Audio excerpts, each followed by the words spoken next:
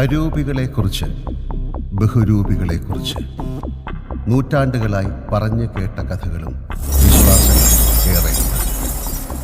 ഭൂതം, പ്രേതം, പിശാച്, യക്ഷി, ഗന്ധർവൻ, മറുത, ചാത്തൻ, മാടൻ, അറുകൊല, അങ്ങനെ പലതും. വിശ്വാസങ്ങൾ ഉണ്ടായ കാലം മുതൽക്ക് തന്നെ മനുഷ്യൻ ഈ കഥകൾക്ക് പിന്നിലെ രഹസ്യങ്ങളും തേടാൻ ആരംഭിച്ചു. ശാസ്ത്ര നിർമ്മിതികളുടെ ചട്ടക്കൂടിൽ ഇതുവരെ നിർവചിക്കാൻ കഴിഞ്ഞിട്ടില്ലാത്ത അരൂപികളുടെ ലോകം. യാഥാർത്ഥ്യത്തിനും സത്യത്തിനും ഇടയിലുള്ള ഒരു നേർത്ത ലോകം.